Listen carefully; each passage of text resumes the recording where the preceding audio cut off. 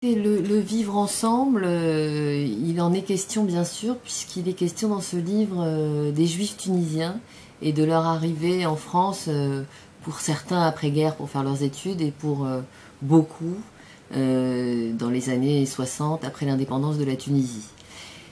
Je vais essayer de résumer mon livre. Tout commence à l'initiative d'une amie qui me suggère d'écrire un livre sur sa vie. Donc l'impulsion est venue du sujet, et c'est assez amusant d'écrire un roman en étant dans la possibilité de discuter avec son sujet. Chose qui n'aurait pas pu m'arriver pour mon roman précédent, dont l'intrigue se situait en Grèce antique.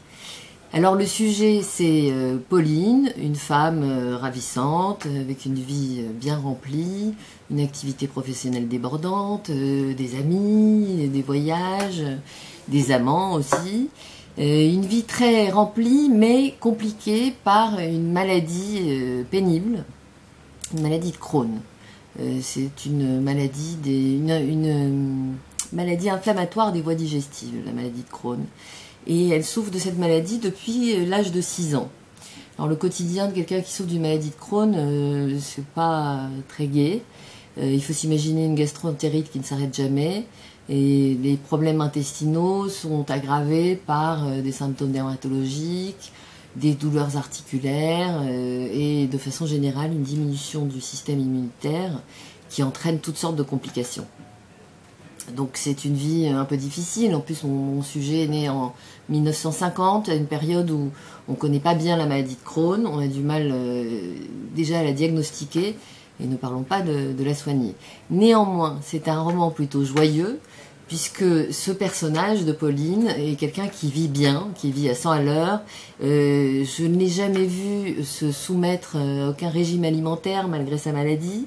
C'est une épicurienne. Elle aime, ses penchants juifs tunisiens la conduisent vers des plats pimentés. Elle aime l'harissa, éventuellement accompagnée de bourra, l'alcool de figue. Donc voilà, du feu arrosé d'acide, c'est ce qu'elle préfère et peu importe la maladie. Mais au moment où Pauline me suggère d'écrire ce livre, elle est rattrapée par ce syndrome de Crohn qui devient de plus en plus tyrannique. Jusque-là, elle a fait comme si elle n'était pas malade, malgré les douleurs, malgré les complications. Elle a vécu le plus complètement possible.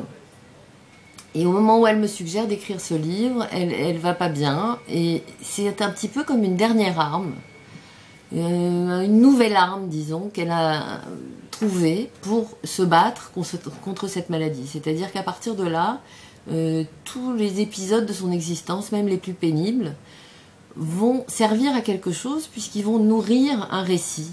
Ils vont alimenter le roman. Et cette démarche donne un sens à sa douleur, en fait.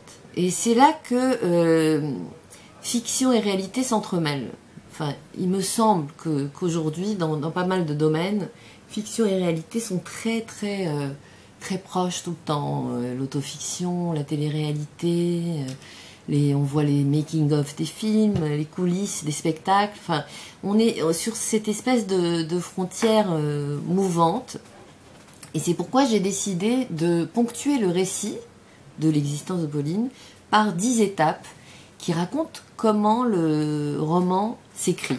Voilà, donc on a le récit de la vie de cette femme, à des endroits différents, à des moments chronologiques différents, et assez régulièrement, le récit s'interrompt pour parler de la fabrication du livre, en fait. Et il me semble que c'est un sujet assez contemporain, que cette proximité entre fiction et réalité. Je crois que c'est Orwell qui disait que pour raconter le monde, il faut de l'imagination. Ou il disait aussi d'une autre façon, l'art, c'est l'invention du vivant. Et il me semble que c'est assez juste. Mais revenons, donc c'est pas exactement de l'autofiction puisque je ne suis pas moi le personnage principal, je suis l'auteur mais pas le personnage principal. Le personnage principal c'est cette Pauline, donc revenons-y. C'est quelqu'un qui a une verve très particulière et c'est ce qui m'a motivé aussi pour écrire ce roman.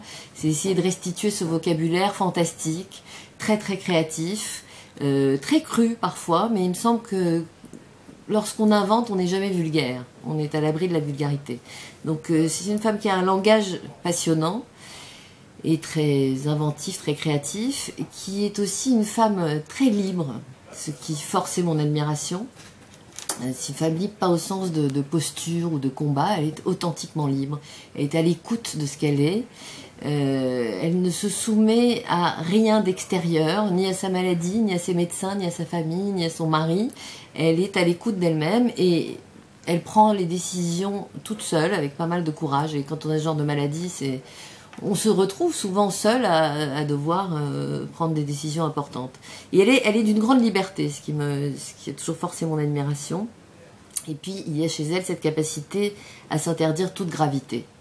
Comme je le dis, même dans les moments les plus terribles, l'ironie prend le dessus.